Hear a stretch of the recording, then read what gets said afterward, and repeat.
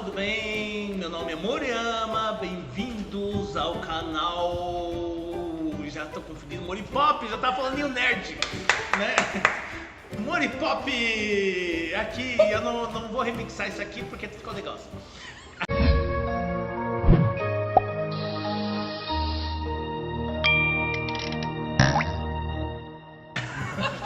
Então, estamos aqui no quadro Um estereótipo de um nipo-brasileiro no Brasil, que é o Yatá praticamente, né? Hoje é minha Yatá. Aqui temos o Bruno, né? Olá, olá. E aqui escondido temos o Fernando. Ele tá aqui dando apoio contra regras e tudo mais, né? Apoio mortal, é isso aí. Moral.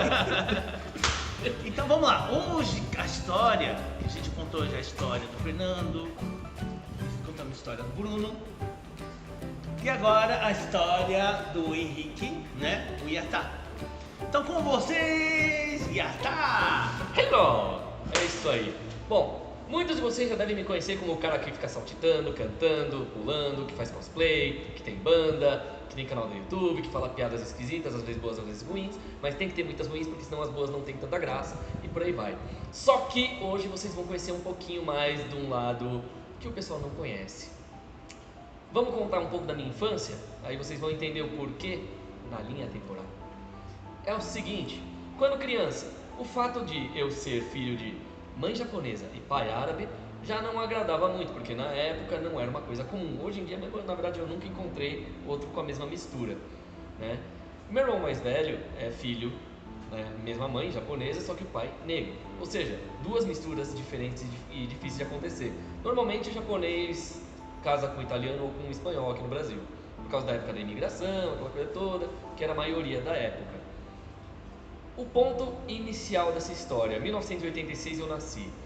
6 anos depois, lá 5, 6 anos de idade, o que acontece? Pensa num garoto que aos 2, 3 anos já sabia escrever e ler, conseguia ler história em quadrinhos sozinhos, interpretava as vozes, brincava com as vozes. Só que a ovelha negra é família, então não faz mais do que obrigação. Agora, aí o priminho de 7, 8 anos, que está começando a ler agora com 7, 8 anos, alguma coisa bem travado, ele é o superdotado da família. Como é que o que sabia ler com 2, 3 anos e era ovelha negra vai se sentir? Aí já entra aquela coisa, isso aconteceu comigo. A gente estava até comentando aqui sobre algumas situações, dentre elas isso. O fato também de eu sou budista e eu já estudei em escola de padre, já tive briga com o pessoal de lá e tal. Por quê? Queriam me obrigar a seguir a religião deles, achavam que tudo que eu fazia era errado pelo fato de eu não ser católico e dentre várias outras coisas. Acabei sendo expulso da escola pela primeira vez na minha vida. Aí entra aquela coisa, eu acabei indo para uma escola especial. Então tinha pessoas surdas, pessoas cegas, pessoas com problemas de osso, era osso de vidro que chamam, né, quando a pessoa se quebra fácil.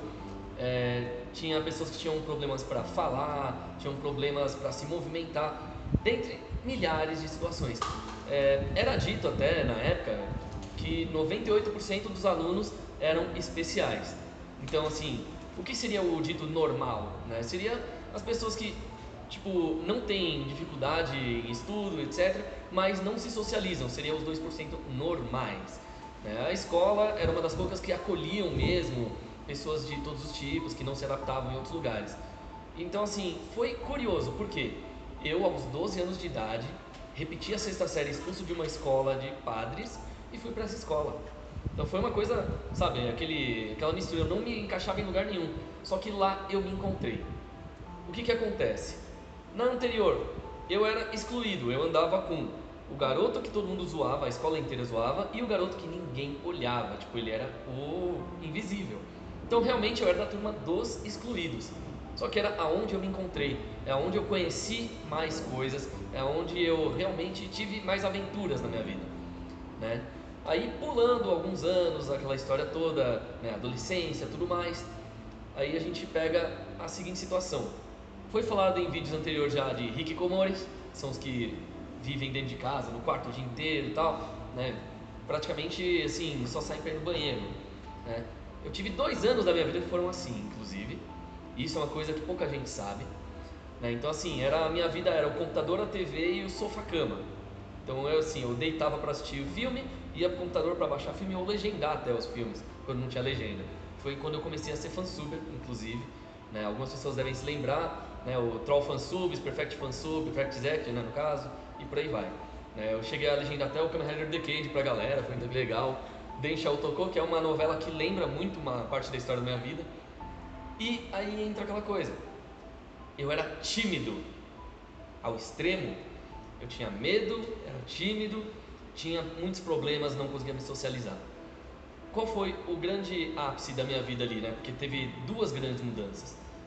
Lógico, teve aquela primeira lá de ir para a escola especial e lá eu me encontrei, lá eu me senti normal, né? E todo mundo em volta normal. Me apaixonei por uma garota que era surda, inclusive.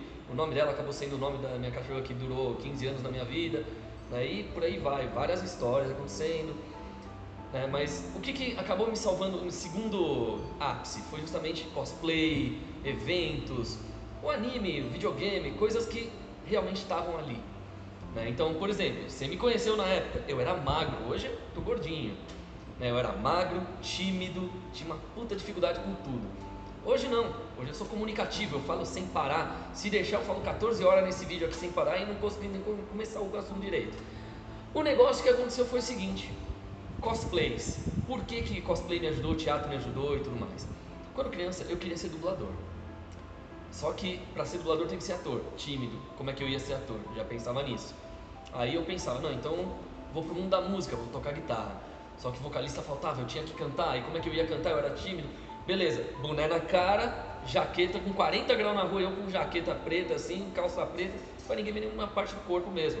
Era medo, né? Então assim, eu cheguei ao ponto de, tipo, de manhã pra falar bom dia, eu ficava vermelho pra falar bom dia pra minha mãe. Olha a timidez a que ponto era. Hoje eu tô pelado, abro a porta e o carteiro tá lá. Então é mais ou menos uma diferença muito grande, né, de comportamento. Então assim, a pessoa pode acabar mudando.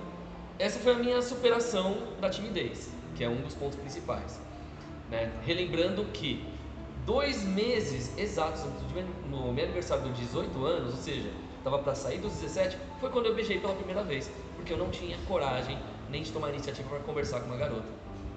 Então assim, eu era um típico nerd, né? Só que com a diferença de eu era muito magro, eu até era estudioso, mas não tanto, eu preferia mais os videogames, né? Eu tinha a sorte de na frente haviam os nerds, ao fundo era a galera do fundão, os zoeiros. Eu ficava no meio dormindo.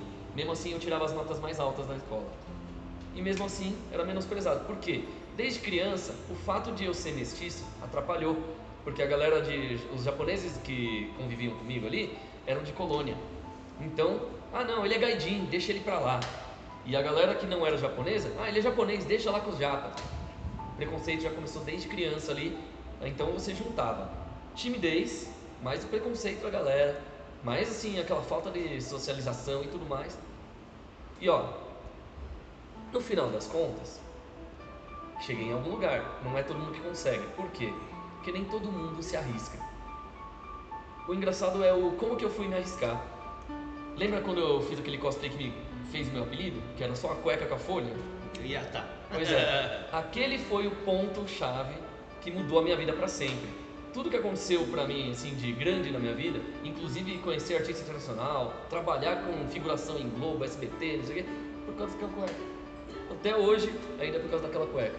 Então, pode dizer que uma cueca pode mudar a vida de um homem. É verdade. É verdade. Se eu não tivesse feito aquilo, eu não teria conhecido a galera que me apresentou para você. Eu não teria conhecido uma menina que me pediu em namoro num evento, linda pra cacete, inclusive, né? Amiga minha até hoje.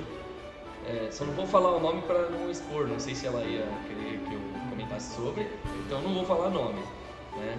Mas é mais ou menos isso. Então assim, essa cueca foi suficiente para eu conseguir entrar pro mundo da dublagem, para eu ter mais coragem, já que eu tava sem camisa, só de cueca, eu tava muito exposto. Aquilo foi o choque que faltou na minha vida. Pode não ser o mesmo de quem está assistindo, de outras pessoas que passaram por coisas parecidas ou até piores, mas é um ponto que eu posso dizer, uma coisinha pequena que pode acontecer, muda todo o resto. É que nem viagem no tempo, se você tirar um guardanapo do lado assim, pode ser que aquilo pode mudar o futuro e não existe uma música que ia ser escrita naquele guardanapo, sabe? Meio que assim, É uma lógica diferente. Por quê? Eu já tive depressão e fui hikikomori por 2 anos. Só que, se eu não tivesse tido esse problema, aí entra uma questão curiosa. Eu não teria conhecido todos os filmes e jogos que eu conheci durante esses 2 anos que eu fiquei trancado dentro de casa. Eu literalmente não abria a janela, eu não saía o pé para fora da porta da casa. Então, essa era a minha vida, era o computador, TV, cama, só. Né? Então assim, tipo, se era para eu ver algum filme, ou eu baixava o filme ou eu comprava e esperava chegar pelo correio. Né? Eu não saía de casa, eu pegava pela janela mesmo com o carteiro. Era um negócio meio bizarro assim. Né? E graças a isso, inclusive, aí já entra aquele negócio que eu comentei do Pulgasari, que é um filme norte-coreano. Eu consegui encontrar coisas que ninguém encontrava. Né? Na época era impossível, hoje até dá para encontrar algum link. Né? Que aí, graças a isso, fui conhecendo uma pessoa ou outra, pegando contatos. Hoje, acho que se bobear, eu vou pro Piauí a pé, encontro um monte de gente conhecida no caminho que já me viu em algum lugar. Né? Então, videogame. Há um tempo atrás aí, tipo, há vários anos atrás falaram que não era cultura, algumas vezes falaram que era coisa do demônio, ou que, tipo, videogames violentos é que transformavam as pessoas em violentas. Não, videogames me ajudaram a ser uma pessoa calma e a parar de ser violento até contra mim mesmo. Né? Sem os videogames, sem os animes, sem os filmes, sem as minhas coleções. Hoje, será que eu estaria vivo? Será que eu não estaria preso por ter feito alguma atrocidade? Então assim, quem joga videogame está aliviando uma tensão ali. O videogame pode ajudar. Se você está em depressão, o videogame talvez não ajude tanto. Talvez você perca a vontade de jogar. Assiste filme, assiste anime, é algo que te interessa muito. Se você perde o controle, aí o negócio é psicóloga, psiquiatra, que às vezes podem identificar, ajudam a identificar o problema que você está tendo. No meu caso, eu já fui desde os 7 anos de idade para psicóloga, psiquiatra, etc. Já cheguei a tomar até remédio de tarja preta. Essa é uma coisa assim que, né, tipo, só que o grande problema é, o que eu gostava, que eu queria trabalhar com isso era dublagem, atuação e música. Artes, nos 3 casos. Quando você é artista, você não consegue trabalhar se você não tiver criatividade nem emoções. Remédio de depressão, tipo, te deixa um zumbi, você não vai ter nenhum pico. E eu precisava desses 2. Então assim, isso foi uma época que deu uma baixa grande. Aí beleza. Mais ou menos lá para 2012, 2013, eu tive uma, assim, uma queda, né? Tipo, meio que quase voltei para a depressão. Foi a época que uma psiquiatra mandou eu tomar uns remédios por um tempo. Nessa época foi que eu comecei a perceber realmente a grande diferença quando eu ia trabalhar tomando os remédios nos dias que eu esqueci de tomar o remédio, como ficava lá o resultado. E aí eu conversei direito com a psiquiatra e tal, falei, tem como eu tentar sem o remédio? Ela falou, vamos fazer experiência, começa a fazer nessa velocidade. Primeiro você vai fazendo aos poucos as coisas, vai trabalhando, mas ainda toma o remédio, depois vai diminuindo a dose, até não precisar mais. E hoje eu tô aqui, né? Participando aqui do canal do Mori, tenho meu canal também, tenho minha banda, né? Tô até de vez em quando na televisão lá, tocando, cantando, fazendo algumas piadas. Então, aí hoje eu vou cantar uma música em japonês pras meninas, né? Ótimo, vai, canta. Espero que vocês gostem. Jaspion. 抱きしめた心のコスモ熱く燃やせ石を分けて気づいたままじゃいないと誓い合った遥かな道が。Então, a vida é assim. A gente tem que achar o ponto que pode nos ajudar a superar. Para alguns vai ser o videogame, para alguns vai ser uma coleção, para outros pode ser o minimalismo, que é justamente só ter uma mesa, uma cama e uma televisão, não precisa de muito, né? Inclusive isso aí é um ensinamento budista, né? Tipo, você só é feliz com aquilo que você consegue carregar, porque aí é realmente seu. Então assim, o que um homem pode carregar? Se ele não consegue carregar a TV não é realmente necessária.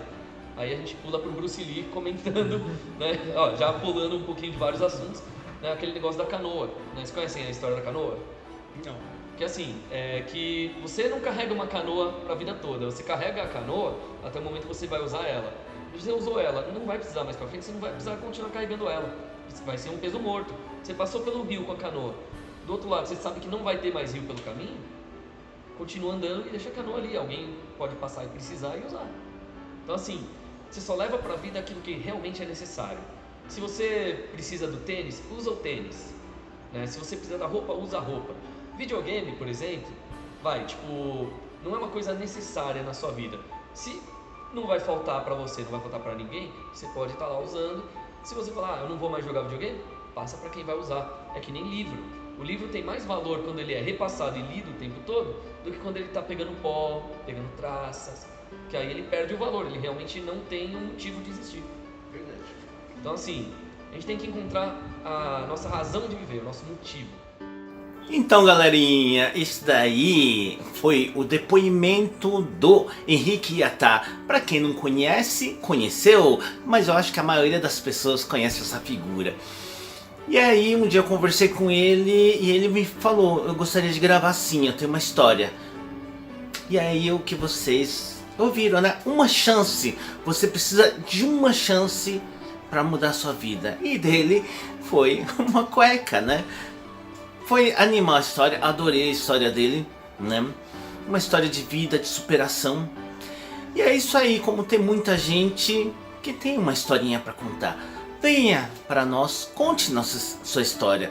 Entre em contato comigo e aí a gente grava e você pode fazer seu relato, tá bom?